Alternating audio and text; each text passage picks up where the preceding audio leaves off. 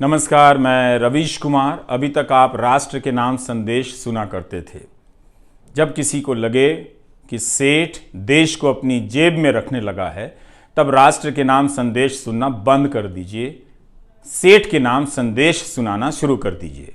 आप चाहें तो अपने रेडियो चैनल पर सेठ की बात भी शुरू कर सकते हैं। संडे के दिन आज़ादी के आंदोलन के समय भारत के कई सेठों ने अपना बिजनेस दांव पर लगा दिया, इसलिए कि भारत आज़ाद हो और लोकतंत्र कायम हो। अब उसी आज़ाद भारत में कुछ सेठ ऐसे हैं जो लोकतंत्र और अभिव्यक्ति की आज़ादी को कुचलने के नए नए तरीकों में हिस्सेदार बनते जा रहे हैं। इसलिए सेठ के नाम संदेश जारी कर रहा हूं। कारोबार बहुत साफ है मेरी समझ में कि देश और समाज के लिए अत्यंत ज़रूरी है। दुनिया के अन्य देशों की तरह हमारे देश के सेठों ने भी समाज को बहुत कुछ दिया है, लेकिन हर सेठ को आप उसी एक चश्मे से नहीं देख सकते हैं। बहुत सारे सेठ होते हैं जो बहुत मेहनत करते हैं, अपना उत्पाद बनाते हैं, उस उत्पाद को लेकर दुनिया में विश्वास हासिल करते हैं, दूसरे अच्छे उत्पादों से प्रतिस्पर्धा करते हैं, पैसा कमाते हैं, समाज और देश को देते हैं। मगर दो चार सेठ ऐसे होते हैं जो राजनीति के बेहद खास होते हैं। उन्हें हर चीज का ही ठेका मिल जाता है, जंगल से लेकर बंदरगाह, आसमान से लेकर जमीन तक का। ऐसा लगता है कि बाकी किसी सेठ को बिजनेस करना नहीं आता है। ऐसे सेठ का सारा कारोबार आप देखेंगे कि सरकार की संपत्ति के आसपास घूमता है। इस तरह के सेठ का मूल्यांकन आपको अलग से करना चाहिए। सभी को सभी में मत मिलाइए।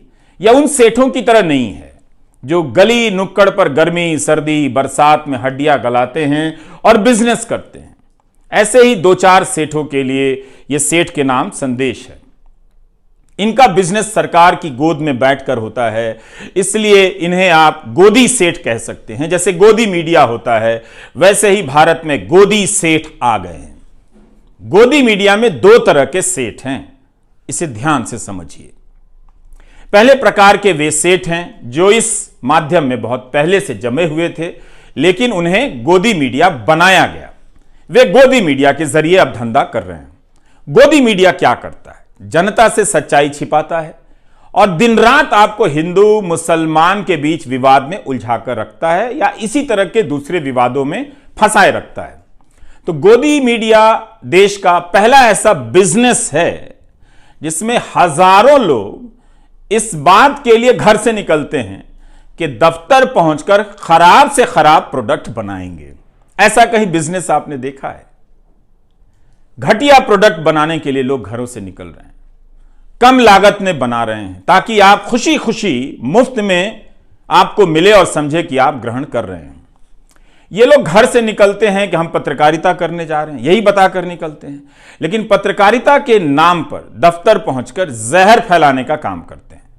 केवल जहर ही नहीं, जनता तक दूसरी सूचनाएं ना पहुंचे, जनता की बात सरकार तक और जनता तक ना पहुंचे, इसके लिए गजब गजब का प्रपंच रचते हैं। लेकिन अब जनता कुछ कुछ समझने लगी है। समझ रही है जनता कि नफरती डिबेट से उसका भला नहीं हो रहा है। जिन बच्चों को डॉक्टर बनाने में ध्यान देना चाहिए, वे दंगाई बनाने के खेल में फंसाए जा रहे हैं। उसकी मानसिकता का प्रसार हो रहा है। तो कोई भी नहीं चाहेगा कि उसका बच्चा दंगाइयों की मानसिकता के साथ बड़ा हो। तो अब यहां से बदलाव का रास्ता खोजा जा रहा है। आपके लिए नहीं बदलना है, किसी और तरीके से बदलना है ताकि आपको झांसा दिया जा सके कि यह कोई दूसरा मीडिया है, उनसे अलग है। यह बात आपको समझनी है। गोदी मीडिया पार्ट 2 लॉन्च होने जा रहा है। एंकरों की जगहें बदली जा रही हैं। आप देखेंगे एक एंकर यहां से वहां जा रहा है, वहां से यहां आ रहा है। नए गोदी सेठ लाए जा रहे हैं। ये दूसरे वाले सेठ जो नए तरीके से गोदी मीडिया का काम करेंगे। आप सोचिए, अगर सेठ ही गोदी हो तो क्या उसका मीडिया गोदी मीडिया नहीं होगा? सोचिए, जिस सेठ का सारा काम सरकार से जुड़ा हो, कई तरह की सरकारों से जुड़ा हो, क्या वो सरकार से सवाल पूछ पाएगा? आप सोचिए। आपके लिए कौन पूछेगा, कौन बोलेगा? जब आपको लगेगा कि आपके लिए किसी को बोलना चाहिए, तब यह गोदी मीडिया पार्ट 2 क्या करेगा? विदेशों में भारत का नाम कैसे हो रहा है, डंका कैसे बज रहा है, इसकी कहानी बताकर आपको अपनी परेशानियों से दूर करेगा और उन्हें बंद कर देगा व्यापक जनता के बीच पहुंचने से। तो यह खेल होने जा रहा है। आपकी तनख्वाह 4 साल से नहीं बढ़ी है, बच्चों को पढ़ा नहीं पा रहे हैं, अच्छे कॉलेज नहीं हैं, और गोदी मीडिया इस पर बात नहीं करेगा। तो गोदी मीडिया पार्ट 2 में इसके लिए शरीफ एंकर लाए जाएंगे, जिनके बोलने का तरीका कुछ और हो, वो इसी सिस्टम के पार्ट हों, मगर वो जनता के बीच ज्यादा बदनाम अभी नहीं हुए हैं। तो ऐसे लोगों के हाथ में यह कमान सौंपी जाएगी और गोदी मीडिया पार्ट 2 लॉन्च होगा। इसलिए बताना चाहता हूं कि दुनिया में भारत की क्या स्थिति है, इसके नाम पर एक तरह से आपको चांद दिखाकर आपसे निवाला छीन लिया जाएगा।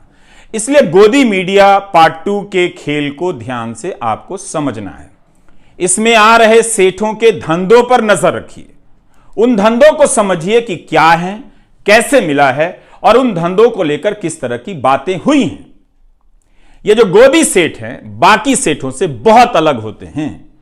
बाकी सेठ भी जानते हैं कि 2-4 गोदी सेठ हैं, उनकी ताकत बहुत बड़ी है, वो जो चाहें कर सकते हैं, हर चीज खरीद सकते हैं।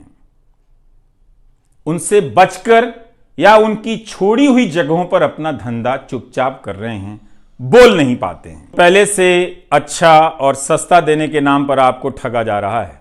ये वीडियो लंबा होने जा रहा है, इसलिए गुजारिश है कि आप सुनने का तरीका अब बदल लीजिए, ठहर कर सुनिए और क्या कहा गया है उसे बार बार सोचिए, बार बार इस वीडियो को देखिए। तो इसी संदर्भ में आपको एक किस्सा बताना चाहता हूं। यह किस्सा है जर्मनी का। हिटलर को आइडिया आया कि 50 में से केवल एक ही जर्मन के पास कार है। तो वो आइडिया लेकर आता है कि सभी जर्मन के पास एक कार होनी चाहिए। आप खेल देखिए, किसी की जरूरत में कार शामिल नहीं है, मगर वो सपना बेचता है सबको कार के लिए, और सबको लगता है कि हां, हमारे पास कार नहीं थी, हम तो अभी तक गर्व कर ही नहीं पा रहे थे, जब कार आ जाएगी तब हम गर्व करेंगे। तो इस किस्से को आपको खास संदर्भ के लिए बताना चाहता हूं। इन दिनों आप देखेंगे कि कार की जगह मुफ्त में मोबाइल डेटा बांटा जाता है और कई चीजें बांटी जाती हैं, जिससे आपको फायदा भी होता है। लेकिन सोचिए कि एक सस्ती चीज देकर बाकी कितनी चीजें, बेशकीमती चीजें आपसे ली जा रही हैं। इसका हिसाब करेंगे तब आपको खेल समझ आने लगेगा।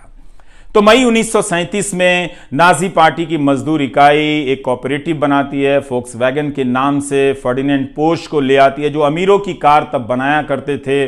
बहुत ऑटोमोबाइल इंजीनियर थे उस समय के, बहुत ही लोकप्रिय ऑटोमोबाइल इंजीनियर थे फर्डिनेंड पोर्श। अब वो गरीबों के लिए, आम लोगों के लिए सस्ती कार की डिजाइन करने लग जाते हैं।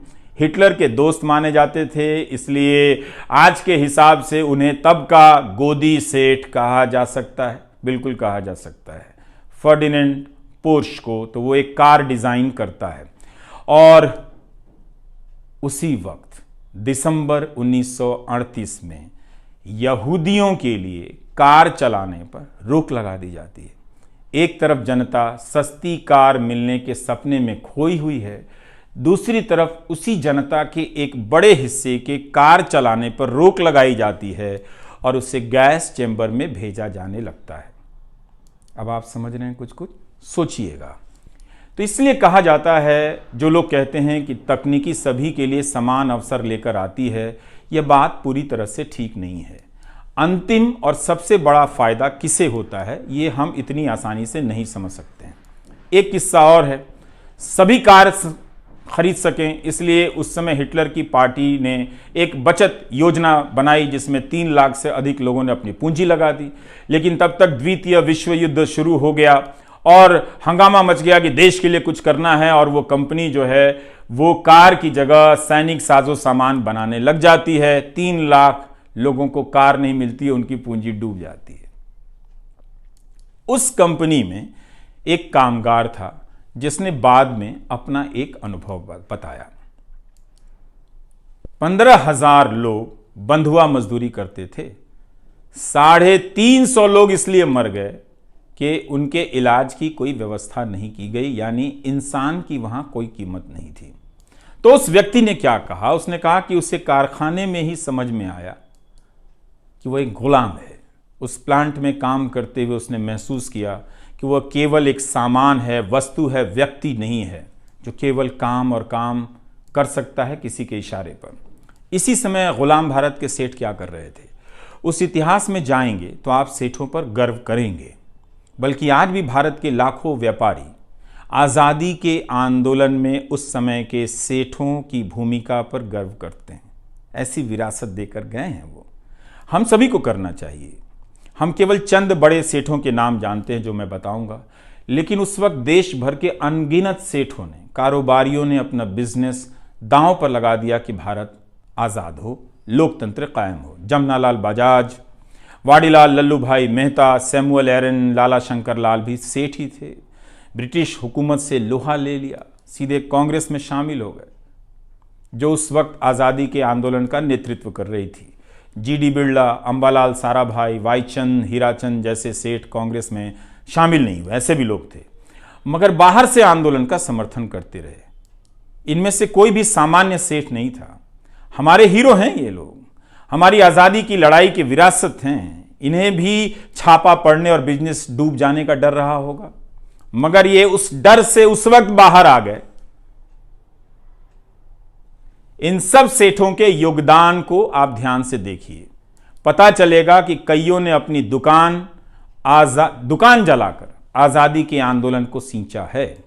आज भी ऐसे कई सेठ हैं जो भारत को इन्हीं सपनों के साथ देखना चाहते हैं, आज भी, मगर वे डर गए हैं, डरा दिए गए हैं, इसलिए अब नहीं बोलते हैं।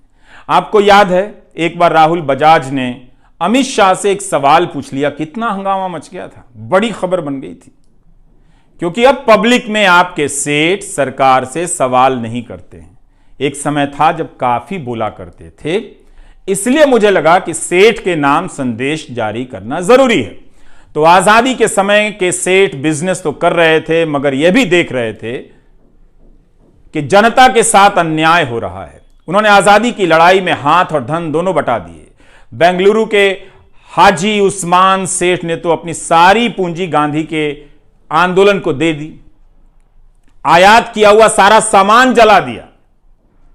बाद में हाजी उस्मान की मौत किराए के मकान में हुई, लेकिन जब उनकी मैयत निकली तो इतने लोग शामिल हुए कि 5 किलोमीटर की लाइन बन गई। यह था सेठों के प्रति सम्मान, उनका आदर और उनका योगदान। तो जिस समय हिटलर की जर्मनी में सेठ उसके साथ मिलकर अपनी ही जनता को जला रहे थे, भारत में, गांधी के भारत में सेठ अपना बिजनेस जलाकर लोगों के अंधेरे घरों में दिया जला रहे थे। है ना उनका शानदार इतिहास। मीडिया को सेठ ही चलाते हैं। हर दौर में सेठ, मीडिया और सरकार की भूमिका और रिश्ते बदलते हैं। हर समय नई नजर से इन तीनों को देखने की जरूरत है। जब सारा मीडिया 2-4 सेठों के हाथ में चला जाएगा, तब अभिव्यक्ति का मैदान छोटा हो जाएगा। कई लोग इस खेल की तुलना हर तरह के सेठ से करते हैं, मगर यह खेल इतना सरल नहीं है। पिछले 8 साल में कई नए मीडिया संस्थान आए, जैसे caravan, wire, news laundry, scroll, article 14। यह भी मीडिया का काम करते हैं। क्या गोदी सेठ इनकी मदद कर सकता है? इनमें निवेश कर सकता है? नहीं, क्योंकि ये सरकार से सवाल करते हैं, झूठ का पर्दाफाश करते हैं। इसलिए गोदी सेठ का निवेश केवल धंधे के उसूल की तरह किया जाने वाला निवेश नहीं है। आप बेहतर तरीके से जानते हैं कि गोदी सेठ क्यों गोदी सेठ है। आप ही बेहतर बता सकते हैं कि यह सेठ किसका है, मतलब खुद बना है या किसी का एजेंट है। गोदी सेठ के पास दौलत बहुत है, ताकत बहुत है, बहुत ताकत है, मगर याद रखना चाहिए सभी को, गोदी सेठ को भी, कि यह भारत है। इसकी महान जनता को कोई गोदी सेठ चवन्नी ना समझे। उसके स्वाभिमान से ना खेले, वरना वो अपनी जेब से केवल एक एक चवन्नी निकाल कर रख देगी तो दौलत का ऐसा पहाड़ बन जाएगा और उसके सामने सेठ की सारी दौलत चवन्नी हो जाएगी। महान भारत की महान जनता का सामर्थ्य दुनिया के किसी भी नंबर के 2 नंबरी सेठ से बड़ा है, किसी भी नंबर के 2 नंबरी सेठ से बड़ा है। सेठ के नाम संदेश इसी मकसद के लिए है, बताने के लिए। पूरी दुनिया में देखिए, केवल भारत में नहीं है, सेठ लोग क्या कर रहे हैं। 2-4 ही सेठ होते हैं हर देश में, वो पूंजी को अपने नियंत्रण में कर लेते हैं, सारी पूंजी उनके पास होती है। ऐसे सेठ राजनीति की गोद में होते हैं और राजनीति इनकी गोद में होती है। विकास विकास की राजनीति के नाम पर ऐसे सेठ आपके लिए नौकरी का सपना पैदा करते हैं, कुछ समय के लिए, कुछ को रोजगार देते भी हैं, फिर उस नौकरी के नाम पर जंगल, जमीन, आसमान तक पर अपना कब्जा जमा लेते हैं। आप देखेंगे कि इस काम में 2 ही 3 सेठ होते हैं, ज्यादा से ज्यादा 10 होते हैं। किसी भी देश में देखिए, केवल भारत में नहीं है। इनका मकसद रोजगार और देश के लिए धन पैदा करना नहीं होता, अपने नेता के लिए जनता को निर्धन करना होता है, ताकि उस जनता को मुफ्त में 2-4 चीजें देकर एहसान किया जाए, जताने की कोशिश हो कि आपको हम दे रहे हैं, लेकिन आप गिनिए कि आपसे कितना वो ले रहे हैं। तो इस काम में हर देश में 2 ही 4 बड़े गोदी सेठ होते हैं जो हर तरह का मीडिया खरीद लेते हैं और बाद में जनता को खत्म कर देते हैं। मुमकिन है गोदी सेठ के यहां काम करने के लिए पत्रकारों की लाइन लग जाएगी। नौकरी है, मजबूरी है, यह बिल्कुल समझता हूं मैं। नौकरी ठुकरा देना सबके लिए मुमकिन नहीं है, लेकिन यह बात आपके भीतर साफ होनी चाहिए कि यह पत्रकारिता नहीं है। मैं ये अपराध बोध आप पर नहीं डालना चाहता, आपकी मजबूरियों को समझता हूं। मैं ये बात पत्रकारों से कह रहा हूं। फिर भी मैं कहना चाहता हूं कि याद रखिएगा, आप एक खतरनाक गोदी सेठों के यहां काम कर रहे हैं। ये बात आप याद रखिएगा। इसलिए जनता से कहता हूं कि आप गोदी मीडिया देखना बंद कर दें, ताकि गोदी चैनलों के पत्रकारों को आजादी मिल जाए। जनता का दबाव बढ़ेगा तो पत्रकारों को अच्छा काम करने का मौका मिल सकता है। इसके बाद भी गोदी सेठ के पत्रकार अगर वो नौकरी ना छोड़ पाए, उनके यहां नौकरी करने के लालच से अपने आप को ना रोक पाए, तो एक बेहद आसान रास्ता बताता हूं। जब वे दफ्तर से घर लौट कर आए तो अपने बच्चों से, पत्नी से, परिवार के सदस्यों से और रिश्तेदारों से उनके कान में कह दें कि भारत में पत्रकारिता खत्म कर दी गई है, ये लोकतंत्र नहीं है। जो खबर बताई जानी चाहिए वो खबर नहीं बताई जाती है। आज हमने कई ज़रूरी खबरों की हत्या की है, हत्या होते हुए देखी है। नए और अच्छे कहे जाने वाले पत्रकारों को लाया जाएगा। गोदी मीडिया पार्ट 2 लॉन्च होगा। ये बातें बहुत अच्छी करेंगे, शालीन तरीके से करेंगे। आपको पता भी नहीं चलेगा कि चीज़ें बदल गई हैं। पहले धक्का देकर आपको बाहर निकाला गया, अब कंधे पर हाथ रखकर, गर्दन सहलाकर आपका काम तमाम किया जाएगा। तो तमाम तरह के प्रोमो आएंगे जिससे लगेगा कि ये पत्रकारिता के तारणहार आ गए हैं, अब पत्रकारिता ये लोग बचा लेंगे। लेकिन इनकी भाषा पर गौर करते रहिएगा, इनकी आंखों में झांक कर देखिएगा।